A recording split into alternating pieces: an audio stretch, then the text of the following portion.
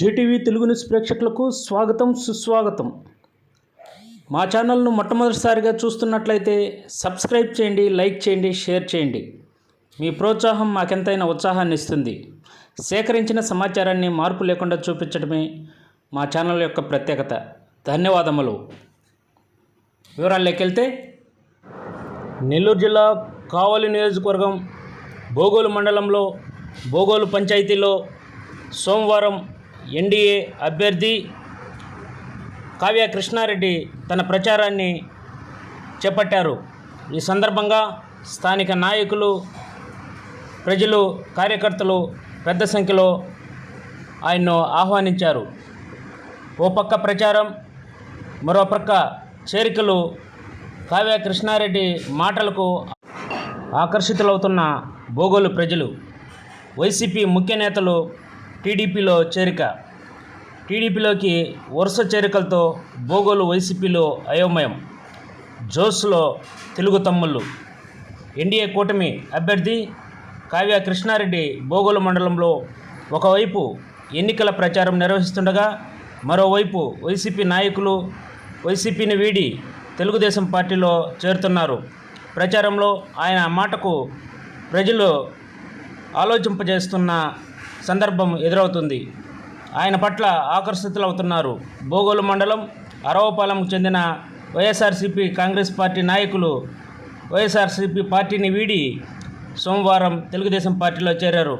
అరవపాలెంకు చెందిన అరవ రవికుమార్, కె మారెప్ప, వెంకీ వైసీపీని వీడి తెలుగుదేశం పార్టీలో చేరారు. బోగోలు ప్రచారంలో నిర్వహిస్తున్న ఎన్డీఏ కూటమి కావలి అసెంబ్లీ అభ్యర్థి కావ్య కృష్ణారెడ్డి వారికి తెలుగుదేశం పార్టీ కండువా కప్పి తెలుగుదేశం పార్టీలోకి సాధారణంగా ఆహ్వానించారు. తెలుగుదేశం పార్టీలోకి వరుసగా చేరికలు జరుగుతుండటంతో వైసీపీ పార్టీలో గందరగోళ పరిస్థితి ఏర్పడిందని, భారీ చేరికలు నేపథ్యంలో తెలుగు తమ్ముళ్లలో జోష్ నెలకొందని చర్చ జరుగుతుంది. అలాగే బోగోలు మండలం నేత, వైసీపీ నేత కండ్ల శంకర్ నాయుడు టీడీపీలో చేరారు. ఇలా వైసీపీని వీడి టీడీపీలో పెద్ద సంఖ్యలో చేరుతుండటంతో టీడీపీ విజయం ఖాయమని ప్రజలు చర్చనీయాంశంగా మారింది.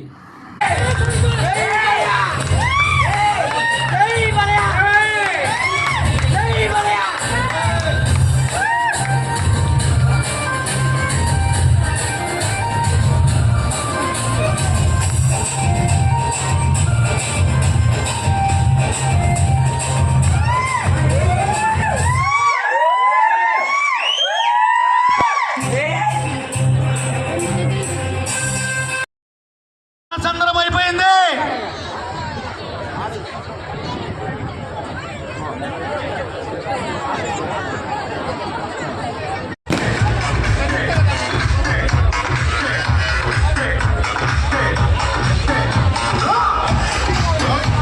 తెలుగుదేశం పార్టీ అభ్యర్థి కావ్య కృష్ణారెడ్డి గారు మీ ఇదిలోనే ఉన్నారు.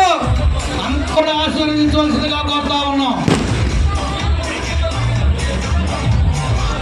తెలుగుదేశం పార్టీ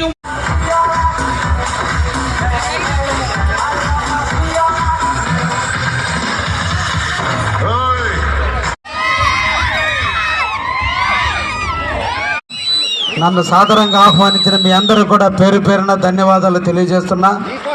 నేను కావలి నియోజకవర్గం తెలుగుదేశం అభ్యర్థిగా, ఎంపీగా వేమిరెడ్డి ప్రభాకర్ రెడ్డి గారు ఇద్దరం కూడా సైకిల్ గుర్తు మీద పోటీ చేస్తున్నాం. మీ ఆశీస్సులు నాకు ఇవ్వండి, మీ దీవెనలు మాకు ఇవ్వండి, తెలుగుదేశానికి పట్టం కట్టండి. ఈ రాష్ట్ర ప్రగతికి మనందరం కూడా పనిచేసుకుందాం, మమ్మల్ని గెలిపించండి అని చెప్పి అడిగేందుకు ఈరోజు మీ గ్రామానికి వచ్చాం. మీరందరూ కూడా చూపినటువంటి ఆదరాభిమానాలు, ఇంతమంది మహిళా తల్లులు అందరూ కూడా వచ్చి మీ బిడ్డగా నన్ను ఆశీర్వదించినందుకు మిమ్మల్ని అందరినీ కూడా పేరు పేరున అభినందిస్తూ, అందరి సమస్యలు ఒకటే. ఈ రాష్ట్రంలో అరాచకాలు పెళ్ళిపెక్కినటువంటి ప్రభుత్వాన్ని సాగనంపాలి. లోకల్లో ఎమ్మెల్యేగా గెలిచిన ప్రతాప్ కుమార్ రెడ్డి గత 10 సంవత్సరాలుగా మొదటి 5 సంవత్సరాలు మా ప్రభుత్వం లేదు, ముందే చేసేవాడిని అని చెప్పాడు. కానీ తెలుగుదేశం ఎమ్మెల్యేని ఓడించినా రాష్ట్రంలో తెలుగుదేశం పార్టీ గెలిస్తే ఈ ప్రాంతంలో వేసిన సిమెంట్ రోడ్లో ఎక్కువ భాగం తెలుగుదేశం హయాంలోనే అభివృద్ధి జరిగినటువంటిది. 5 సంవత్సరాలుగా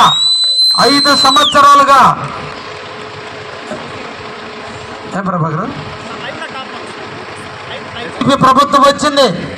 మనల్ని ఎమ్మెల్యేగా ఓడించిన మేము 2014 నుంచి 19 వరకు ఈ ప్రాంతంలో అన్ని సమస్యలను పరిష్కారం చేశాం. కానీ ఈ రోజున వైసీపీ ప్రభుత్వం వచ్చింది. ముఖ్యమంత్రిగా జగన్మోహన్ రెడ్డి, ఎమ్మెల్యేగా ప్రతాప్ కుమార్ రెడ్డి ఉన్నాడు. ఒక్కటి ఆలోచించండి, ఈ ప్రాంతంలో ఈ 5 సంవత్సరాల కాలంలో భోగోలు పంచాయతీలో మంచినీటి సమస్య కానించి, ఈ రోడ్ల సమస్య కానించి, డ్రైనేజీ సమస్య కానించి, ఆఖరికి పంచాయతీ వాళ్ళు వేయాల్సిన లైట్లు కానించి ఏ ఒక్కటన్నా ఈ 5 సంవత్సరాల్లో జరిగిందా దయించి ఆలోచించమంటున్నా. ఎమ్మెల్యే అంటే నియోజకవర్గ యజమాని. మన ఇంటి యజమానిగా, నా ఇంటి యజమానిగా నేను నా భార్య బిడ్డలు ఎలా చూసుకుంటానో, నా ఇంట్లో ఏ ఒక్క సమస్య వచ్చినా ఎలా పరిష్కరించుకుంటానో, నియోజకవర్గానికి అంతటికి యజమానిగా ఉన్నటువంటి ఎమ్మెల్యే ఎక్కడ రోడ్లు లేకపోతే రోడ్లు వేపించాలి, ఎక్కడ మంచినీటి సౌకర్యాలు లేకపోతే మంచినీటి సౌకర్యాలు ఏర్పరచాలి, ఎక్కడ కాలనీలు లేకపోతే కాలనీలు ఏర్పరచాలి. ఏ ఒక్క సమస్య నియోజకవర్గంలో వచ్చినా వాటన్నిటినీ పరిష్కారం చేయాల్సిన వ్యక్తి ఎమ్మెల్యే. కానీ 5 సంవత్సరాల నుంచి మీ భోగోలు మండలంలో చెరువులో మట్టి ఎత్తుకోవటం, లేదా గ్రావులు ఎత్తుకోవటం, ఇతర కార్యక్రమాలు చేసుకోవటం, లేఅవుట్లు వేసుకోవటం, ప్రభుత్వ భూములు ఆక్రమించుకోవటం, లేఅవుట్లు వేసిన వాళ్ళ దగ్గర కమిషన్లు తీసుకోవడం తప్ప ఏ ఒక్క ప్రాంతంలో కూడా అభివృద్ధి చేసిన దాఖలాలు ఉందా అని మిమ్మల్ని అందరినీ కూడా అడుగుతున్నా. ఈరోజు తెలుగుదేశం హయాంలో అందరూ కూడా ఒకే నీళ్లు తాగాలి. ఒక్కొక్క ఊర్లో ఒక్కొక్క సమస్య ఉంది. కొన్ని ఊళ్ళల్లో కాళ్ళు వంకర్లు ఉన్నాయి, కొన్ని ఊళ్ళల్లో ముగోలు పుడుతున్నారు, కొన్ని ఊళ్ళల్లో పళ్ళు గారపడుతున్నాయి, కొన్ని ఊళ్ళల్లో ఇంకితర సమస్యలు ఉన్నాయి. ఇవన్నీ ఫ్లోరిన్ సమస్య పరిష్కారం కోసం చంద్రబాబు నాయుడు 2014-19 కాలంలో జక్కపల్లి గూడూరులో 50 ఎకరాలు తీసుకుని చెరువును తయారు చేసి ఈరోజు సమ్మర్ స్టోరేజ్ ట్యాంక్, అక్కడి నుంచి సోమశేరి నీళ్లు ఆడుకొస్తే అక్కడి నుంచి నీళ్లను శుద్ధి చేసి ఈ భోగోలు మండలం ఉన్న ప్రతి ఒక్క ఊరికి ఒకే నీళ్లు పంపించే కార్యక్రమానికి శ్రీకారం చుట్టి 35 కోట్ల రూపాయలు దానికి వెచ్చించి ఈరోజు 33 కోట్లు ఖర్చు పెడితే 5 సంవత్సరాల నుంచి తెలుగుదేశం 33 కోట్లు ఖర్చు పెట్టి ఇమీడియట్ నీళ్లు ఇవ్వడానికి సిద్ధం చేస్తే 5 సంవత్సరాల్లో ఏ ఒక్క ఊరికైనా నీళ్లు ఇచ్చారా అని మిమ్మల్ని అందరినీ అడుగుతున్నా. వేమిరెడ్డి ప్రభాకర్ రెడ్డి గారు పోటీ చేస్తున్నాడు. 2 గుర్తు సైకిల్ గుర్తు మీద వేసి ఇద్దరిని కూడా గెలిపించండి. నేను గెలిస్తే చంద్రబాబును ముఖ్యమంత్రిని చేసుకుందాం.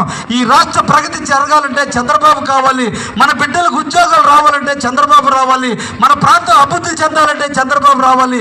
ఒక్కసారి ఆలోచించండి. ఏ ఒక్క సిమెంట్ రోజు, డ్రైన్, మంచినీటి సదుపాయం, ఏ ఒక్కటి కాలనీలు, ఏ ఒక్కటి జరిగినా అది తెలుగుదేశం హయాంలో జరిగింది తప్ప ఈ ప్రభుత్వ హయాంలో జరగలేదు.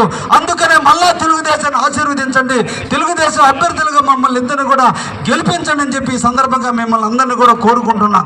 ఈ రోజున ఒక్క తల్లులు అందరూ ఉన్నారు ఇక్కడ. ఆలోచించండి, అవ్వ తాతలకి 2014 సంవత్సరంలో 500 పెన్షన్ ఉండింది. దాన్ని 1000 రూపాయలు చేసిన వ్యక్తి చంద్రబాబు నాయుడు గారు.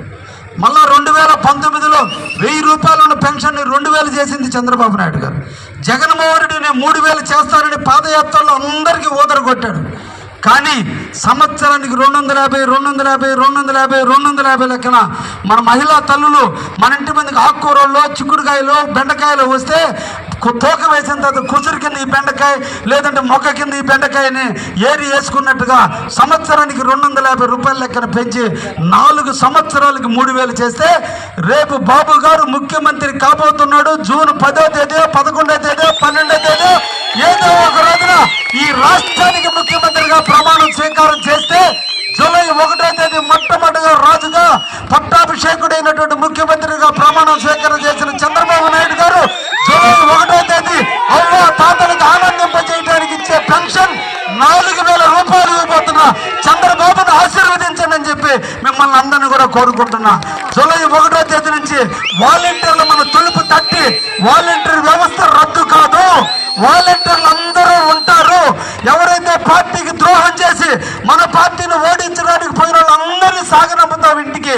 మన కోసం ప్రయత్నం చేసే ప్రతి ఒక్క వాలంటీర్కి 5,000 రూపాయలు జీతం ఇచ్చి మళ్ళా వాలంటీర్లు కొనసాగిస్తాం.